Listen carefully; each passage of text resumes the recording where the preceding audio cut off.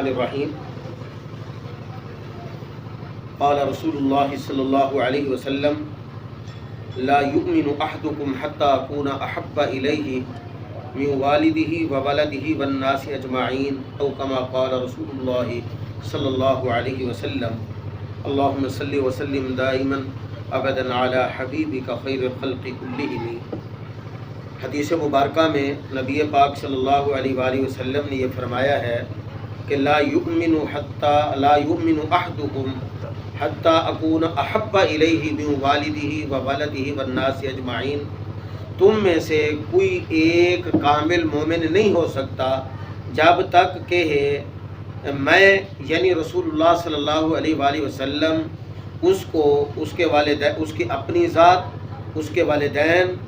اور اس کی اولاد اور تمام لوگوں سے زیادہ محبوب نہ ہو جاؤں۔ اس وقت تک فرمایا کہ بندہ کامل مومن نہیں ہو سکتا۔ تو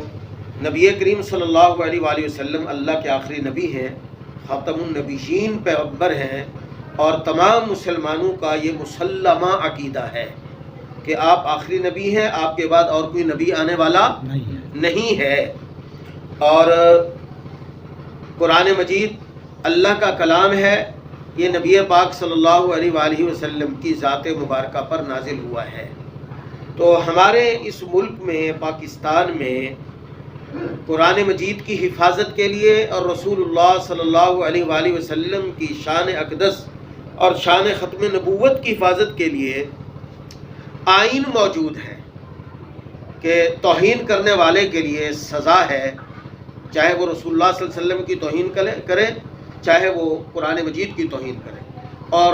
ہمارے ملک کے آئین میں قادیانی جو ہیں وہ کافر ہیں، اور قادیانی جو ہے وہ اپنے دین کی تبلیغ نہیں کر سکتے جس کو وہ اپنا دین سمجھتے ہیں،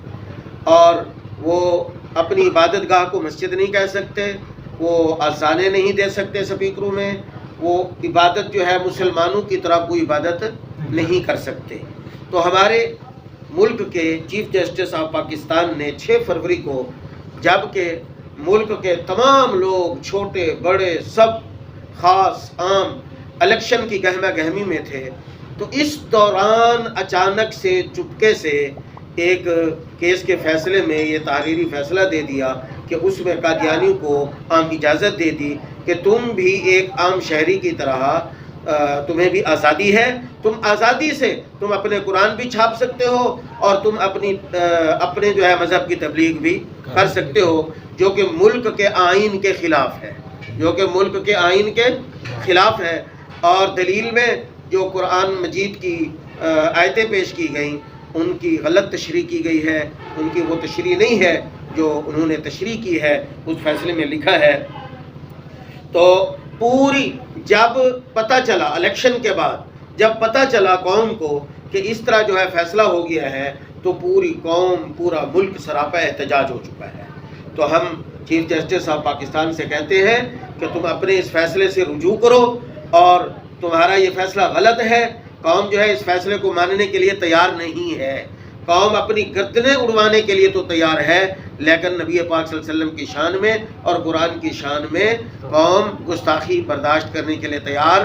نہیں ہے۔ تو ہم چیف جسٹس آف پاکستان سے درخواست کرتے ہیں کہ وہ اپنے اس فیصلے سے رجوع کریں، اور اس فیصلے سے لگتا یہ ہے کہ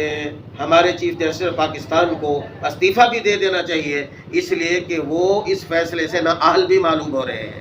کہ وہ نااہل ہیں، وہ اس اہلیت کے مالک نہیں ہیں کہ وہ اس عہدے پر بیٹھیں، تو ان کو اپنے آپ سے استعفیٰ بھی دے دینا چاہیے۔ اللہ تعالیٰ کی ذات تمام مسلمانوں کو اپنے پیارے نبی صلی اللہ علیہ وسلم کی سچی محبت اور قرآن مجید کے ساتھ سچی محبت اور عشق عطا فرمائے۔ وآخر دعوانا الحمدللہ۔